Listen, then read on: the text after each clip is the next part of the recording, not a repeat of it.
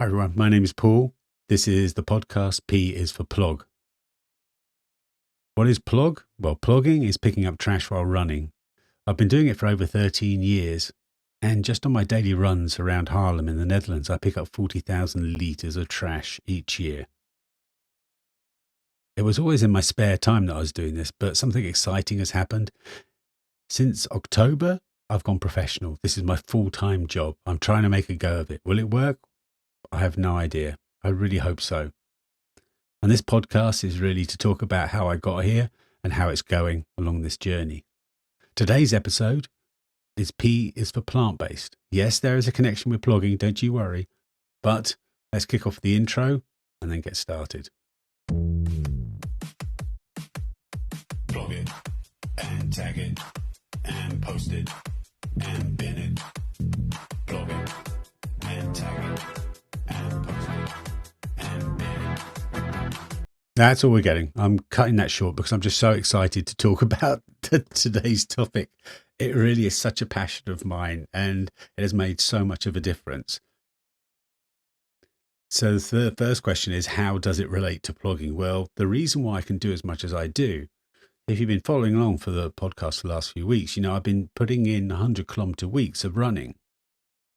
I could never do that as a meat eater. I've been vegan since 2019. Before that, if we go 10 years back, when I was a meat eater, if I went running more than 60 kilometers a week, I would get injured. It happened every time. I'd pick up some sort of injury just from running, and I couldn't do more than 60 kilometers. As a vegan, I can do double that without any problems. It is amazing the difference it's had in terms of my health and my ability to do more. But more on that later. First of all, let's talk about weird stuff that I found while plogging this week.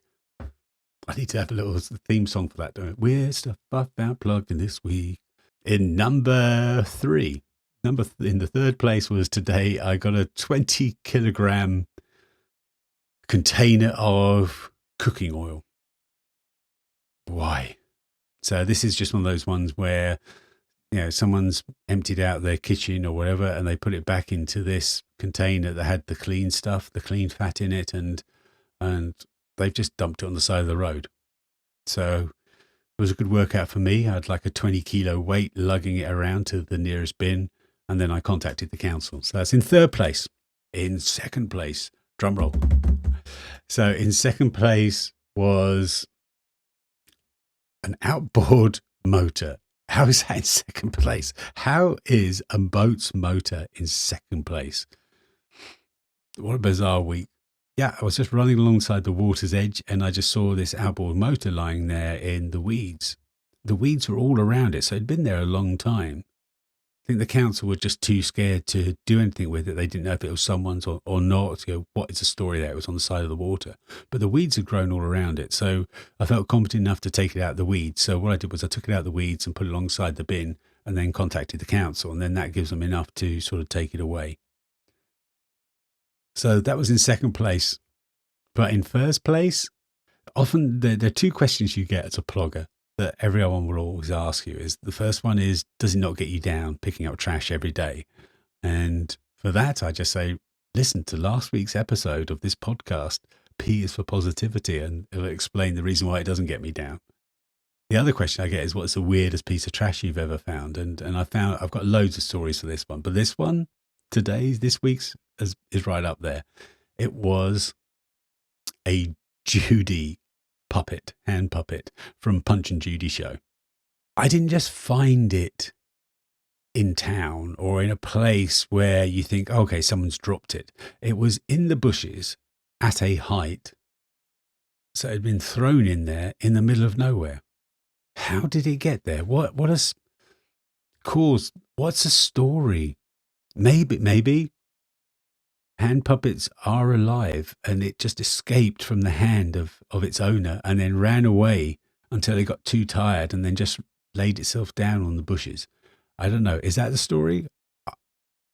I've got no clue. But that is definitely one of the weirdest finds and is also definitely a keeper. It was in perfect condition. Crazy.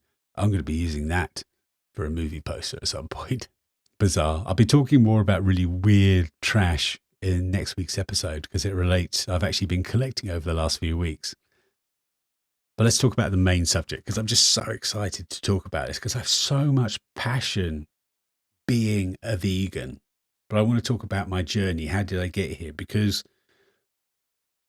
before I went vegan or vegetarian, you'd always say I was the biggest meat eater in town.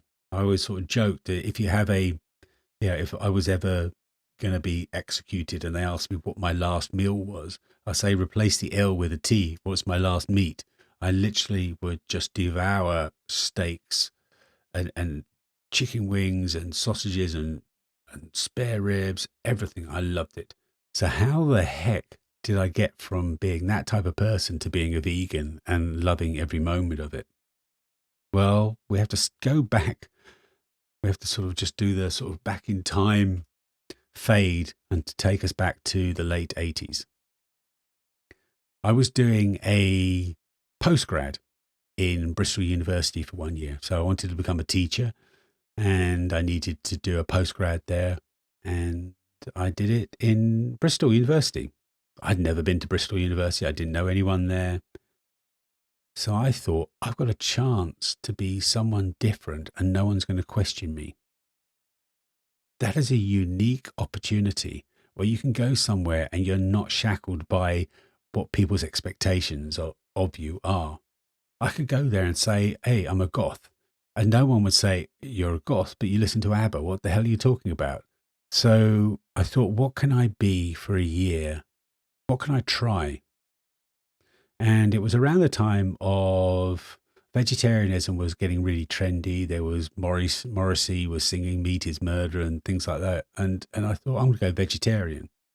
So I turned up Bristol University. I'm vegetarian. No one batted an eyelid, and the difference I felt was amazing. Suddenly I could do all this extra stuff. I really loved every moment of it. And I think the biggest indication or the biggest story that shows how powerful that switch in me was one time I was completely drunk after a party and I was walking home and I was really hungry, and then there was this pizza place open, so I just went in there and I ordered a pizza to take away, and I ordered a vegetarian pizza. I got it was in the box and I was just walking home with it. And as you do when you're drunk, you kind of go, oh, I'll have a slice. So I had a slice and it had pepperoni on it. I went, that's not what I ordered. I was drunk. I continued eating it. I felt really guilty. Oh, damn it. Why did I have that? I'm vegetarian. Why am I eating pepperoni pizza? There was no one else around me. So I could have just eaten it and not said anything. I had another slice. I will admit I had another slice. I was, oh, that's nice.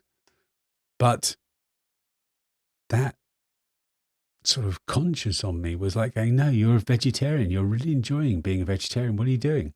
So I stopped after 2 slices and I walked back to the pizza place and said, you got me the wrong pizza. I asked for a vegetarian. You've given me pepperoni. They opened it up and they went, you've had 2 slices. How come you've had 2 slices? But they gave me a fresh one, and I went on my way. I think that was the biggest moment. I thought, wow, this is a path for me. Was even in a drunken state, I didn't eat meat, or well, apart from those 2 slices. I loved it. I had so many great moments in that year. And I loved it so much that I stuck with it. I had the next 2 years, I remained vegetarian, even though I was back at home, even though people who knew me were like going, what do you mean you're vegetarian now? Yeah, I've been vegetarian for a year. I stuck with it for 3 years until I finally went back to eating meat.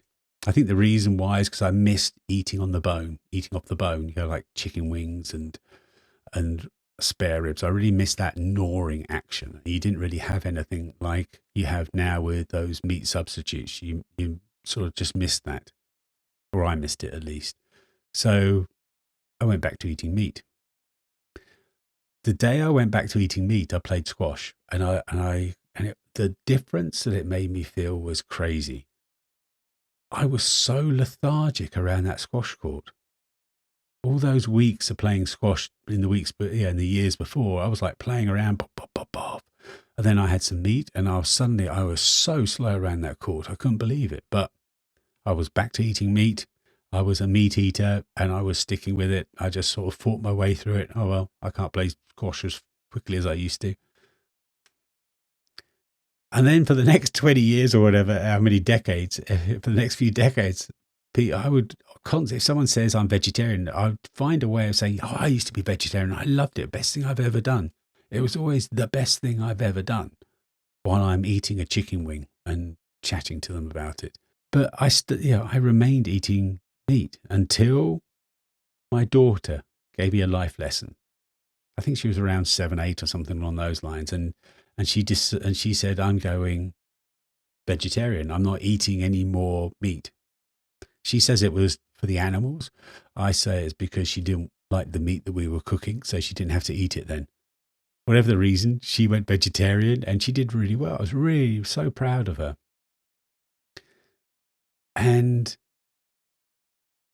it made me think, all these decades I've been talking about the fact that I loved being vegetarian, and here I am eating meat while my daughter, my sort of 7, 8-year-old daughter, is not.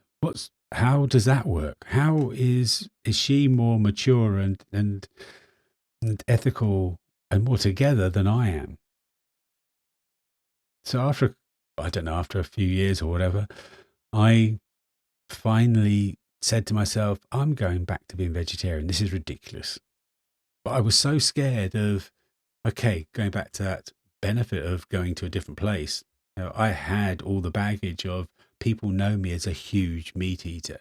How can I suddenly go vegetarian? So the way that I did it was I told my daughter, I'm going vegetarian. Don't tell anyone. It was our little secret.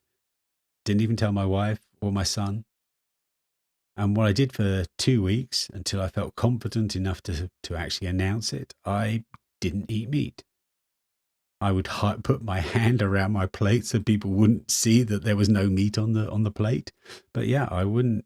I went for 2 weeks without eating meat and sort of hiding it from people until I felt confident enough to say I'm vegetarian. And straight away, the exact opposite of when I went back to eating meat happened. I've suddenly felt so much more energized. I always say the biggest difference is walking down the stairs for me. As a meat eater, when I first got up in the morning and I walked down the stairs, I'd have to do one at a time slowly before my tendons, my ligaments and my joints all just sort of loosened up. As a vegetarian, bop, bop, bop, bop, straight down. The recovery was just immediate as a vegetarian. I just felt so much lighter. And I was really enjoying it. So I was full on vegetarian then and really enjoying it. So how did I get from being vegetarian to being vegan? And this does come back to plant-based, P is for plant-based. There are 2 reasons why I went vegan. The first one was I wanted to see if I went to a plant-based diet, if it would make any more difference. If I give up milk, if I give up eggs, is that going to make an even more impact on my body than the benefit that I get already from being vegetarian? I was curious about that. Is it going to be benefit for me? So really I was focusing on, I didn't really have that understanding between plant-based and vegan. I just kind of just went down the vegan route without thinking I could do either way. The second reason that I decided to go vegan is I wanted the cool t-shirts. I wanted the plant-based athlete. I wanted the, I'm vegan label. And I think actually that's the reason why I went vegan instead of plant-based, because I kind of wanted to do, if I'm going to do this, I'm going to go full on. I want to sort of try it. I really want to go to that section that says vegan and go, yeah, that's me, rather than, well, yeah, it's plant-based. I can eat that. So I did it for selfish reasons and for cool reasons. It was, super cool to be vegan in 2019, in 2018, 2019. So I wanted that plant-based t-shirt. So on January the 1st, 2019, I went vegan, and I've been vegan ever since. And that won't change, to the point where I've got a vegan tattoo on my arm. I know I will never go back. And that's actually kind of interesting. It's like so much in life that the reason why you start doing something is not necessarily the reason why you're carrying on doing something. I started plogging for a specific reason, but it's not the reason why I carry on now. There's multiple reasons. So going back to those two selfish, personal, internal reasons that I went vegan in 2019, and shallow reasons, let's be honest, the t-shirt. It's not the reason why I will always be vegan. There are two reasons why I will always be a vegan. The first one is for the environment. And I think this is more, the environment is more of a plant-based reason, I suppose, where you have that big impact of if you don't eat meat products, then it has so much of a benefit on the environment. It's so well documented that I don't need to go into it here. So one of the reasons is it aligns perfectly with my plogging mission, with my mission to sort of to reduce my footprint on the world. So that is one reason why I will always be vegan from now until the day I die. And the second one is a pure vegan reason, ethics. I cannot emphasize enough that impact on myself mentally. Having taken the ethical stance of I don't want to harm or impact animals has such a huge release and it's such a huge weight on my shoulders that's just completely lifted. There's a lightness of soul. There's a lightness of lightness of soul. I just go around and know if I see an animal, I don't harm you. It's not like you're going around as a meat eater. You go, yeah, dogs, I won't harm you. Oh, but cows, I'm quite happy to eat those. It really has given me a deep, deep joy to be able to say that I'm vegan, that I'm not having any impact or as minimum impact as I can on animals. And those are the two reasons why I will always remain. So I did it for selfish reasons, and I've ended up staying vegan for very external reasons. In terms of how it makes you feel, so then I think it comes down, then I think the next thing I want to sort of mention is about flexitarians. None of this podcast is there to say everyone should be vegan. It's up to you what you want to do. I'm doing what I want to do, and I feel really comfortable in doing it. What I would say is, I think it's definitely made so much impact on my life. I think there's definitely value in saying to people, give it a go. Try it. See how it is. And I think this is where it comes in conflict with flexitarianism. Now, is the reason why I feel so much better because I have maybe a lactose allergy, or I have some sort of, there's something in meat that has an effect on my body that doesn't on others? Now, that could be true. But if you do want to see that it has a benefit on you, then flexitarianism won't reveal that. What I found was switching from meat to being vegetarian is it took me 2 or 3 weeks, and then I was like, wow, the difference is so huge. It was like night and day difference for me. But if I'd have been flexitarian, then I never would have discovered that because there'd always be that kind of meat in my body from a couple of days ago, or that bit of, or sort of milk maybe, or whatever. Wouldn't really have found the benefits. Going from vegetarian to vegan took even longer. So I was curious to see what the difference would be. And I remember the first couple of weeks, I was like thinking, I don't feel any different. And it wasn't until 3 months in, I think it took about 3 months before I went, whoa, this difference is actually quite huge.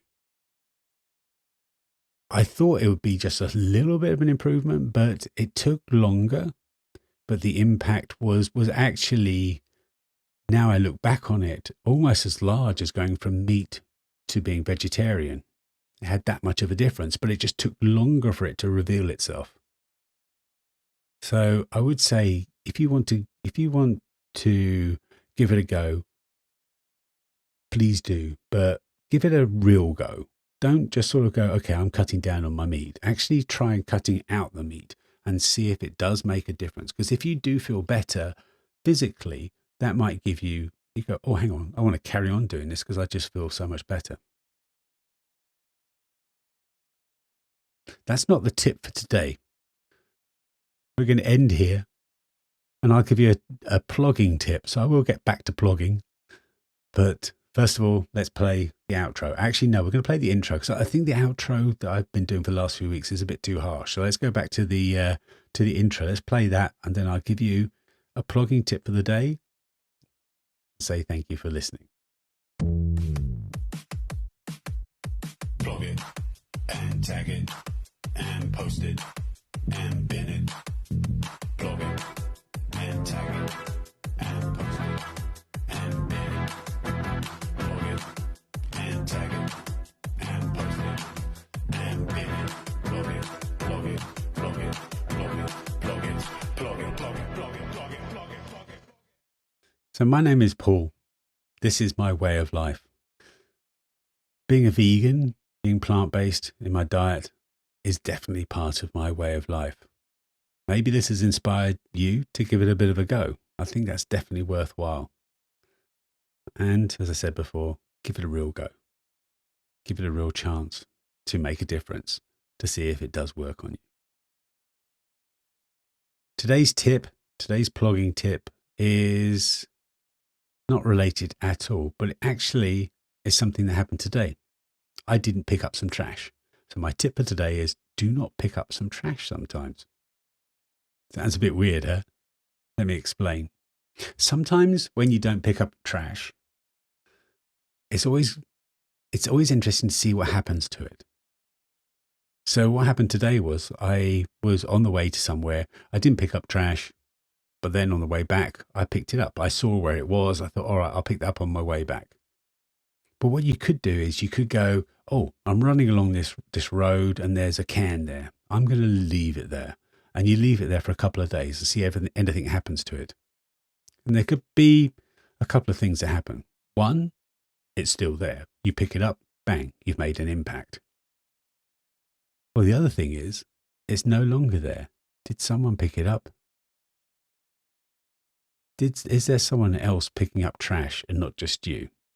And I've seen that a few times, and it's been in a place where I know it's not blown away or anything like that. It's been removed, and it's been removed from nature. I think that's so wonderful to do. So why not give it a go? If you spot a piece of trash, leave it there, and then see if it's there the next day or the day after.